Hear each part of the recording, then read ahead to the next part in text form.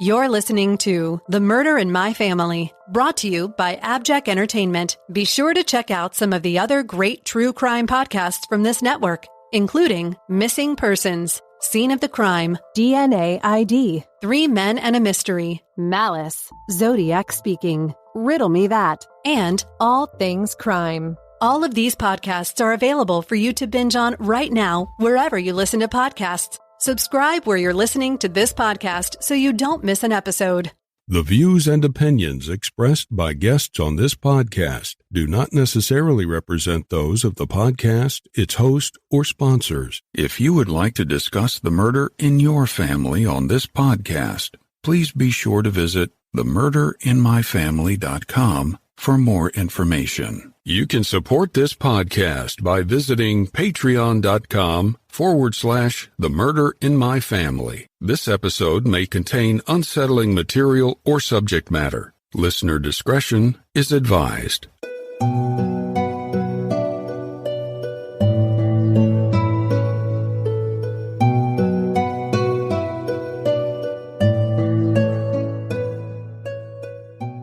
Thank you for joining me for episode 82 of The Murder in My Family.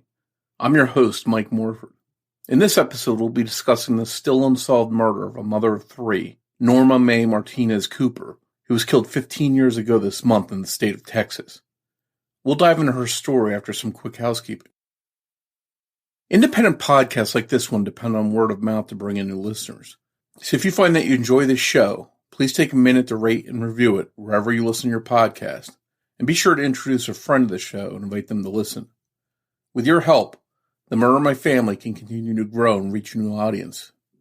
To learn more about the show or the cases we discuss, please visit themurderinmyfamily.com. You can also find us on Twitter with the handle @MurderInMyFam, or by searching for the Murder in My Family podcast on Facebook. If you'd like to support this show through a Patreon donation, it's always appreciated. And you can do so by visiting patreon.com/The Murder in My Family. Benefits of supporting the show on Patreon include early access to ad-free episodes of the show, plus bonus content now heard in regular episodes. Support may also include thank you cards, stickers, and more. If you prefer to, you can also support the show through a PayPal donation by visiting paypal.me/The Murder in My Family. In each episode, I'll give shout-outs to any new supporters. In this episode, I'd like to thank Juniper Hensley, and thank you to all the supporters that generously donate to help keep the show growing and improving.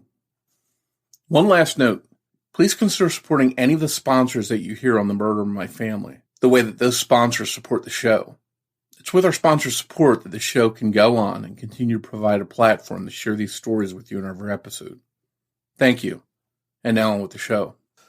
Norma Mae Martinez-Cooper was born in Portsmouth, Virginia on January 26, 1966, to Robert Norma Cooper. Named after her mother, Norma often was referred to as Mae. Mae, who enjoyed knitting and drawing, wound up moving to the state of Texas, living in cities such as San Marcos and Austin, before settling in Longview. She married her husband, Patrick Martinez, in the mid-1980s, and the pair worked together in a traveling carnival that Patrick's uncle owned. Later, the couple had 3 children, which included 2 daughters, Patricia and Amber, and a son, James. The marriage lasted over 10 years, but the couple divorced in 1996. After the marriage ended, Mae began working on her own, mostly doing industrial cleaning. She was described as a hard worker with a strong will. At the end of most days, Mae would unwind and relax by having a cup of tea and talking to her mom on the phone. Mae was last seen on April 19, 2006. She had been at the Texan Motel on Marshall Avenue in Longville around 11 p.m. Her body was found at about 2:30 a.m. on the following day, 5 miles away.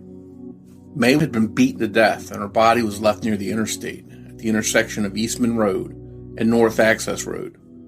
She had no ID with her, bruises covering her body, and trace amounts of Xanax in her bloodstream. Authorities still can't piece together what happened in that short amount of time 15 years ago. They don't know how Mae ended up on North Access Road, and if there's anyone that has more details, they haven't spoken up. Police haven't been able to identify anyone that was with Mae that night. or might be able to provide more details about her final hours. The Texan motel that Mae was last seen at was not in a good area. East Marshall Avenue in Longview has long been known for illegal activities like sex work and drug use. In 2015, a bloody body was found at the Marshall Avenue American Dream Inn, and witnesses spotted a man running away covered in blood. Even as recently as 2016, police were still pushing to lower the crime rate in that specific area. And business owners were worried about the crime happening nearby along Interstate 80, which is called Marshall Avenue, where it runs through Longview. Authorities there have performed drug and sex trafficking stings and continue to wrap up enforcement efforts to clean up the area and rid it of crime. Along North Access Road, which seems like an easy way to get off and on Highway 20, are multiple hotels and fast food restaurants. Across Highway 20 off South Access Road are mostly public works utilities, hotels, and gas stations. This area looks like it gets a lot of traffic from out-of-towners and truck drivers passing through. The somewhat isolated road surrounded by wooded areas makes it a prime location to dump a body off and take off quickly without being discovered. You could be in Oklahoma, Arkansas, or Louisiana within 2 hours. The area that Norma was found in is about 5 miles south of where she had last been seen at the Texan Motel. Eastman Avenue, or U.S. Route 259, runs north and south and intersects with Interstate 80. It seems logical that the person that disposed of Mae's body had access to a vehicle and drove along these roads. Mae's sister, Linda Wilson, still fights tirelessly to try and bring her sister some justice and prevent another person from ever going through what her sister did the night she died. One reason that Linda feels so compelled to not give up is that when she saw her sister, the condition of her body was terrible. And Linda immediately knew that no one deserved to go through what Mae had gone through. It was a brutal death. But Mae was more than a victim of a horrible crime. She was a mother of 3, a wife, a sister, a daughter, an aunt, a cousin, and a friend. And her tragic murder left a void in people's lives. But it turns out that Mae wasn't the only woman who went missing or was killed in that area of Texas in 2006. A woman was found off Fritz Swanson Road in Kilgore, Texas, about 10 miles southwest of Longview, in October 2006. Her body was badly burned, and identification was impossible. She was given the nickname Lavender Doe because she was wearing a purple sweater. A man named Joseph Wayne Burnett was arrested in August 2018 on suspicion of murder after 28-year-old Felicia Pearson's body was found in the woods in the Longview, Texas area. Burnett confessed to Felicia's murder, as well as the murder of Lavender Doe, who in reality turned out to be 21-year-old Dana Dodd. In August 2006, 24-year-old Brandy Wells vanished from Longview. Her car was found on Interstate 20 at Texas Highway 31, with her wallet and purse still inside.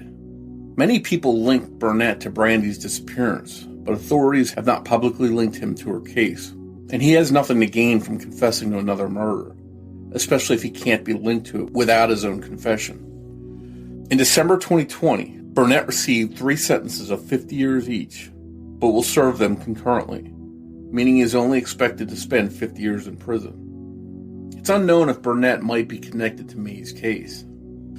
Around the country, there are many more victims with no family to fight for answers. Unidentified does may have family looking for them in all the wrong places, and some victims with confirmed identities simply have no living family members, or they were estranged from their family and have no one looking for them. But a bit of luck was on Norma Mae Martinez-Cooper's side, and that was her family was looking for her. And her sister Linda worked tirelessly for years, and still does, to try and figure out what happened to her sister. Linda and her family have not given up hope that the case will be solved. For years, she's put up posters with information about her sister's case and the few known circumstances of her last night alive. Someone someplace knows something about what happened to Norma Mae that night, and if they come forward, they may help prevent another family from experiencing the same tragedy as Norma Mae's family. Mae's family is still offering a reward of $1,300 leading to answers in her case, and there was also a Crime Stoppers reward of $1,000 being offered. Police could really use tips and answers. If you can provide them and know anything about Mae's whereabouts on the night of April 19, 2006, or you have any information about her death, please call the Longview Police Department at 903-237-1199. You can also call Gregg County Crime Stoppers anonymously on their 24-hour tip line at 903-236-7867. Mae's sister Linda sat down with me to discuss this tragic murder and her own efforts to get justice for her sister. That conversation is coming up in just a moment. Hey everyone, spring is here, and for many people, this is a time when we want to get out and get active. But for some of us, that's easier said than done, because often, things that have been weighing on us don't magically go away with the change of seasons. But the good news is, there is help, and that help is called BetterHelp. If there's something that's interfering with your happiness or preventing you from achieving your goals, then BetterHelp Online Counseling just might be the right solution for you. BetterHelp will assess your needs and match you with your own licensed professional therapist. You can connect in a safe and private online environment. It's so convenient, and you can start communicating with a counselor in under 24 hours. This isn't self-help, it's professional counseling. Send a message to your counselor at any time. You'll get timely and thoughtful responses. Plus, you can schedule weekly video or phone sessions, all without having to sit in an uncomfortable waiting room. BetterHelp can assist you with so many things, from trauma, depression, and anger issues, to LBGT matters, grief, stress, and so much more. Anything you share is confidential, and while BetterHelp isn't a crisis line, it is convenient, professional, and affordable. In fact, so many people have been using BetterHelp that they're recruiting additional counselors in all 50 states. I want you to start living a happier life today. As a listener of The Murder in My Family, you'll get 10% off your first month of BetterHelp by visiting BetterHelp.com/family. Join over 1 million people taking charge of their mental health. Once again, go to BetterHelp, that's HELP.com/family, and you'll save 10% on your first month of BetterHelp.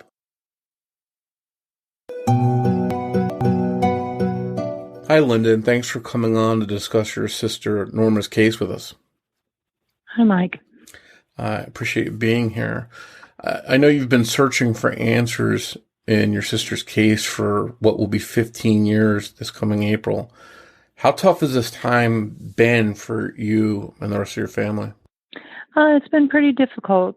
The way my sister was murdered, I saw her body before the funeral home did anything to her, and it was pretty bad. So it's been rough, to say the least.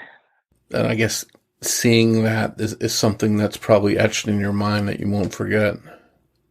Right. It kind of drives me to continue doing what I'm doing. So we've got to catch this killer. Yeah. And were you and your sister close? Sometimes. We kind of had a love-hate relationship. We loved to hate each other, but we loved each other a lot. So. Yeah, I find it's common in a lot of sibling relationships that they can be at each other's throats, but then at other times be as close as can be. What I wanted to talk about before we get into the details of Norma's death, can you talk a little bit about her life? Maybe tell us a little bit about Norma and what kind of person she was? Well, she was the baby of the family. Her and her husband were divorced, but they had 3 children, James, Patricia, and Amber, and she got to meet her first grandson just a few months before she died. She was a good person. She would give you the shirt off her back. She was a little bit tough sometimes, but she loved people and she loved helping others. And she, she was bipolar, and so she was kind of off again, on again with a drug problem. She was actually on the drug side of it when she died. And how long had she been battling both, mental illness and her, I guess, addiction problems? Oh my goodness, I can't. It had been years, probably in her mid-20s, I would think.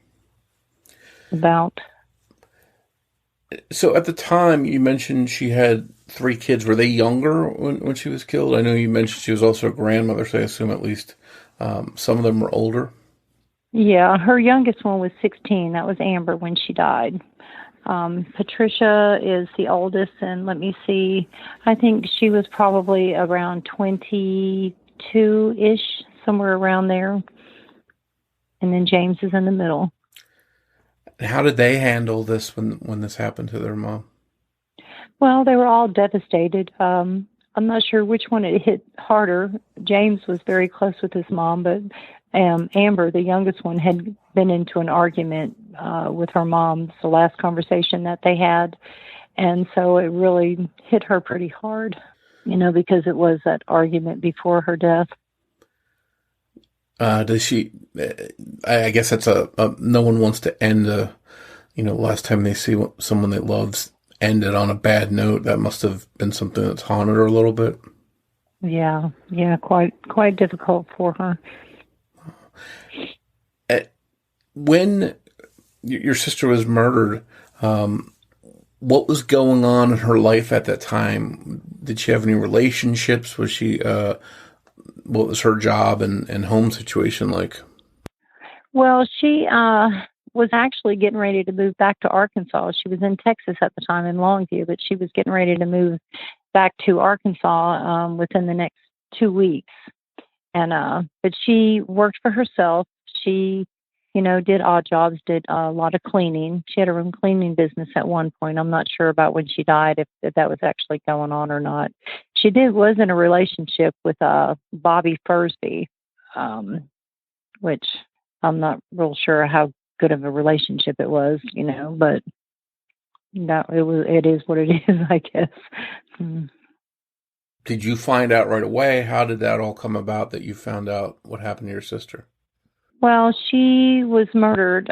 They found her body about, I think, around 1:20 on the morning of April 20th in 2006. And we didn't find out until the next morning, late that morning. The next morning on the 21st, she didn't have any identification on her, but they did run her fingerprints, and they did have her fingerprints in the system, and contacted her ex-husband, Pat Martinez, and he let my mom know. I guess that, especially for a parent, finding that out about their child, that must have been really tough on her as well. Oh yeah. My mom has cancer right now, and she's not doing well at all, and I'm just praying that we can get answers to her before she dies. And that's probably something for the last 15 years that she's wanted desperately as well, to find out who did this. Yeah. When you, obviously, and I don't know if you were living out of Texas at that point, if you were in Arkansas where you live now, but do you know what the Texas situation was going on? Did she have any friends or support system there that was helping her at the time she was killed? Well, I know there was one girl that touched base with me. She had been staying, my sister Norma had been staying at Kathy's and helping Kathy's uncle at the time. He was an older gentleman. He since passed away, but she was taking care of him and, kind of doing personal care things for him and lighthouse work and running errands and things for him. And Kathy's, she was a pretty good friend with her. Was she getting along with everyone as far as you know? No one that she had any kind of run-ins or anything? Not that I'm aware of. I know there was one person that she told my mother. She spoke with my mother every day, before she died. And she told her that there was one gentleman that she was kind of afraid of. And, of course, the police have looked into him and ruled him out as a suspect in her death. But that's the only person that I know that, she had any kind of concerns about or any kind of, I don't really think there was a situation, a derogatory situation or anything. And when she was killed, it looked like she had been beaten, maybe thrown out of a car. You mentioned seeing her and how painful that was. Do you know what the official cause of death was ruled to be? Blunt force traumas. And was that to her head and face area, or?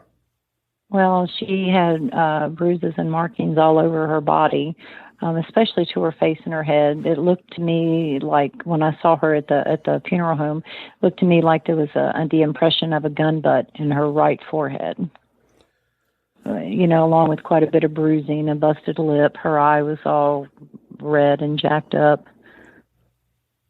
That's not the way you want to remember a family member. No.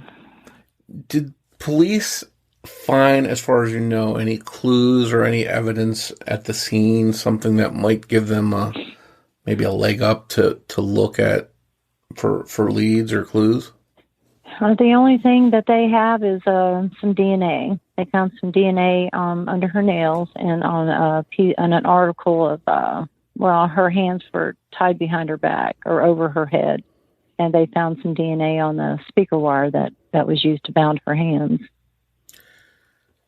Have they been, as far as you know, and I don't know if they've maybe not shared that, but have they been able to do anything with that DNA and maybe match it to someone?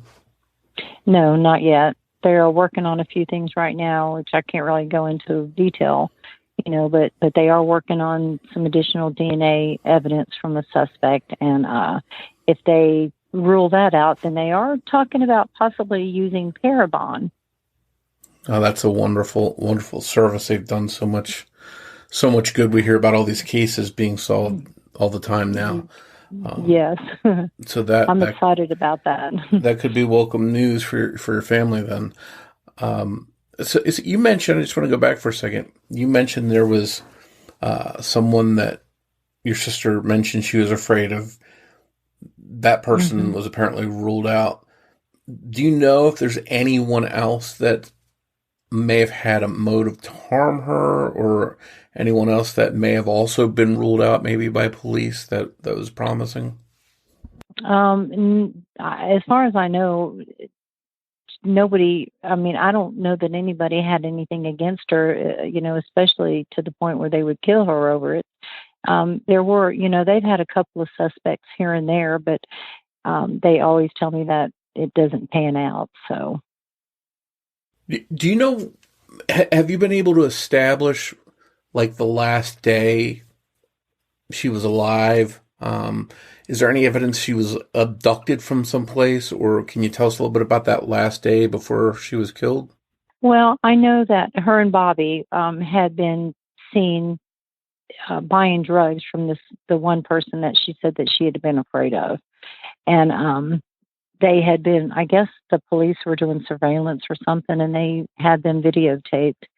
And her and Bobby were staying at the Tex Ann Motel in Longview, and they had gone back there. And Bobby said that she left around 11:30, and that was the last time that he saw her. So we don't really know where she was killed.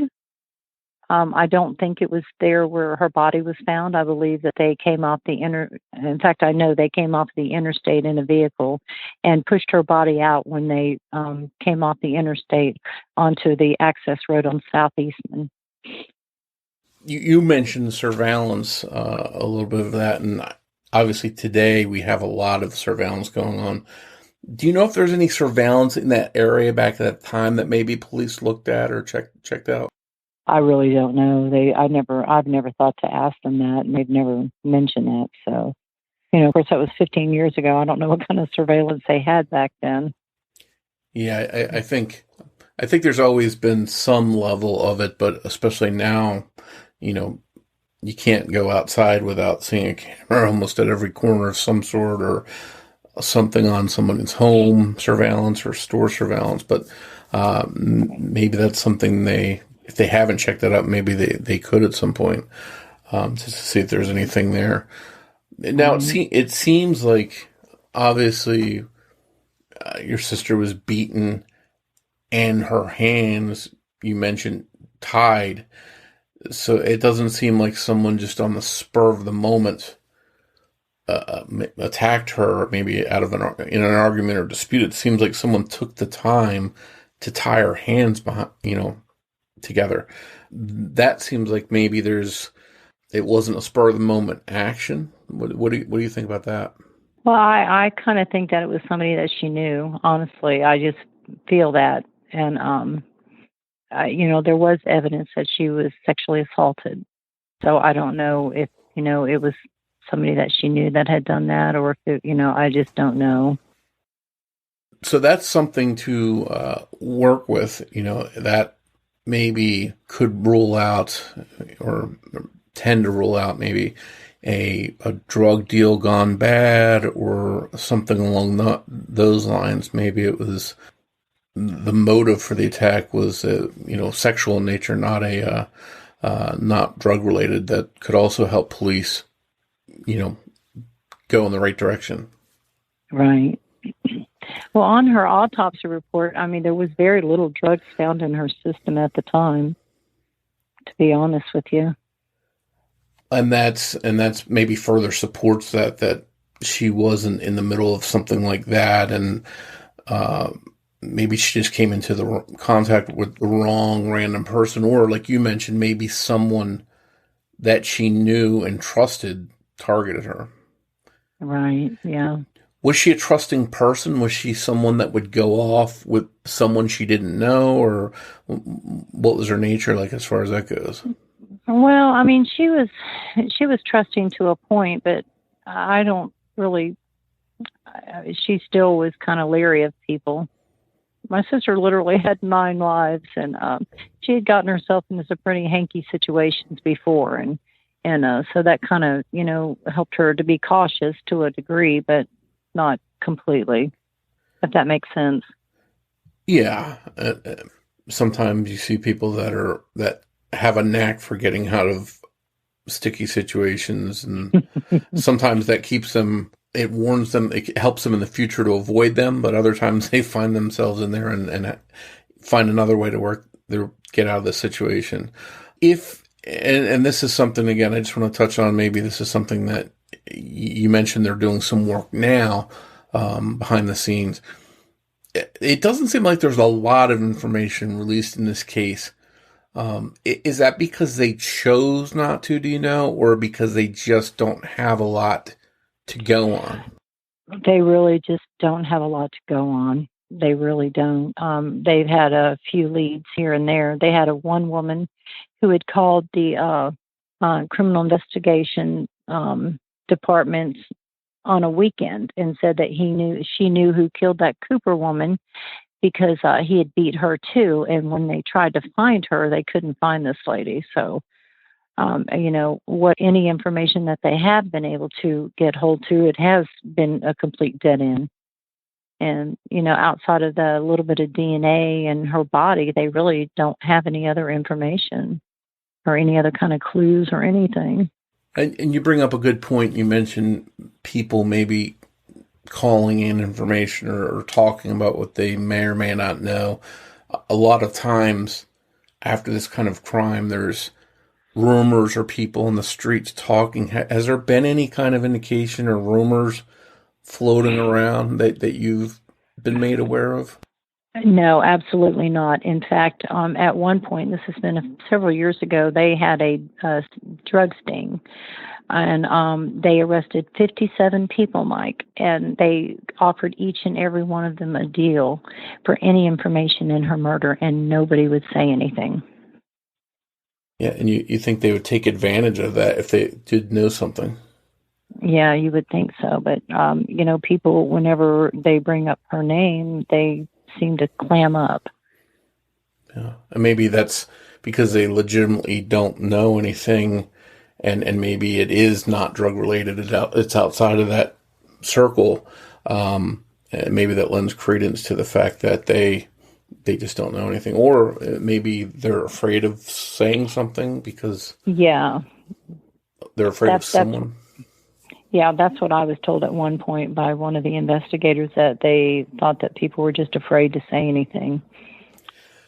And I know the good thing about that is over time, people that are afraid of saying something at one point may be brave enough to say something in the future because maybe someone they were afraid of is in jail or is passed away, and they'll come forward with information that they wouldn't share earlier. So maybe that's something that could still benefit the case. Yeah, I'm believing for that. I'm just waiting for that day to come, because people know something about my sister's death, and eventually somebody is going to come forward and say something that's going to give them leads. So And I know you've been busy over the years. You've been busy trying to keep attention on the case, and keep it out in the spotlight. I know you've put up flyers and you've done interviews and things like that. Is there anything more that you would like to do that you haven't been able to do? Or is there anything maybe that the police might be able to do that they haven't done yet? Well, the fact that they're finally considering bringing Parabon in is just phenomenal to me, because I've been trying for the last couple of years to get them to look at that, because at this point I feel like that may be our only way of solving this murder. I did, a year after her death, I had America's Most Wanted wanted to do a story on her, and the detectives in Longview said absolutely not, because it's still an open investigation. If I could get, America's Most Wanted or, somebody else to possibly do a segment on her, that I would love for something like that to happen, that opportunity again. I did have a pastor who's also an investigative reporter out of Searcy County, Arkansas, who wanted to do her story. And, there again, they just would not contact him or really help put anything into perspective for him to be able to do that report. He had actually had one of his stories featured on Dateline about a man who faked his own death. And so I thought, wow, surely they'll, want to get his help, but they didn't. So. And that's got to be frustrating to maybe have an opportunity but not have the police cooperate with them to help make a show or an episode, a TV episode happen about the case. Yeah, very frustrating. And I understand on one hand, the police want to keep everything that they can close to the vest to try and protect the case. But on the other hand, it's a good opportunity to really get some attention on the case. So it's got to be a double-edged sword. Yeah. And I understand their position as well, but, it's my sister. And if it was their sister, would they have done things differently? Sure. And we mentioned you've done the interviews, you put up flyers. Has it been a bit of a hurdle, being that the crime happened in another state? How far is that from you distance-wise? Oh, wow. I know it's about 12 hours or so. It's about a 12-hour drive. It's been quite a challenge. I've done some phone interviews with the paper there, and with Bob Hallmark was one of the news reporters that was very interested in helping solve her case. I've done phone interviews with them, and I think I've made 3 trips down there, but it's been a little while since I've been able to go. And stuff with COVID right now going on probably doesn't help matters at all. Right. Absolutely doesn't. Yeah. And that distance, it's not like you're right around the corner. So going back and forth to try and be in that area is probably challenging. Have you started any kind of websites or Facebook pages for Norma's case? I have a Facebook page set up looking for information for her, Norma Mae Martinez on Facebook. It is open to the public, and so anybody can get on there and kind of look and see. Of course, there's not a lot of stuff that goes on her page outside of, a few family members that post things on there. But it's definitely a good way to spread the case. Maybe people listening down in the area can maybe share it on their social media, share it on their Facebook page, and just get it out there in front of more people. Yes. I'm on a couple different groups on Facebook, missing and murdered, unsolved murders and things like that. And so I share her poster and her story quite frequently. So, hoping that somebody will say, hey, I know something about that. Yeah, I think that's a wonderful way to go about it, because the power of social media, the power of numbers of people being willing to share something is helps a lot. It gets the word out there, and maybe it gets in front of the right person, and then they can call in information and maybe make a difference. Right. Yeah. And can you say your page one more time? Her page is Norma Mae Martinez. And if people have questions or want to contact you there, they can send a message to you there? Oh, yeah, absolutely. And you never know, maybe someone will contact you and have that one piece of the puzzle that you need to have the case solved. Yes, hopefully. And the last thing I want to ask you, if the person that's out there that murdered your sister could hear your voice, what would you want to say to them? Well, I was asked that exact same question by CBS in Longview the year after she died. And all I can say is that I forgive you because I believe in the blood of Jesus, and he would want me to forgive them. But I'm not going to stop doing what I'm doing until justice is done here on earth. I'm determined that I'm going to find who murdered my sister, and I'm not going to stop until I find out. As we mentioned, that's been a challenge, but it doesn't seem like you're really going to be slowed down by distance or whatever. No, I can't be. I can't be. I saw my sister's body. I saw what they did to her before the funeral home did anything with her. And one reason I saw that is so it would keep me determined to find justice for her, because she didn't deserve to die that way. Nobody deserves to die that way. And I can't stop. I just can't stop.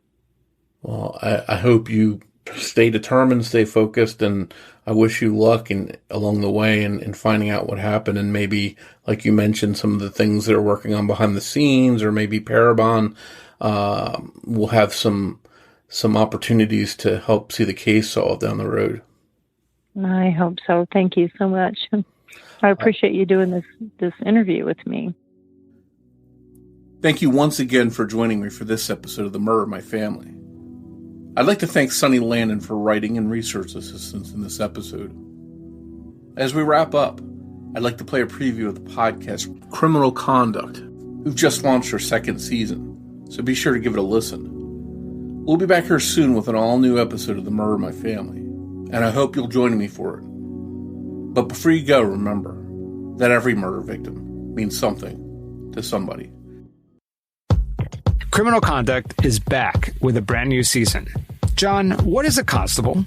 Like a police officer, they can carry a gun, a badge, and drive around town with blue lights. But a constable is much more powerful than a regular police officer. In Kentucky, a constable has all the powers of a sheriff. He answers to no one but the voters on Election Day. And there's one constable in Kentucky that got our attention. Mike Wallace, the constable, was a walking civil rights violation. He's got a gun and a badge and is able to intimidate a lot of people. If he got behind me and turned his blue lights on, I ain't stopping. Constable Wallace has been accused of shaking people down and stealing their cash. It's kind of like giving the fox the keys to the chicken house. This Wally guy is notorious for planting drugs, stealing shit. Everybody knows it. We just can't nail him. He said, but you know what? You just might be the difference. From the creators of Twisted and Pretend Podcast comes season 2 of Criminal Conduct. You're not a bad man, you're not a bad man, I'm not a bad woman. The new season starts on April 16th. Subscribe wherever you listen to podcasts.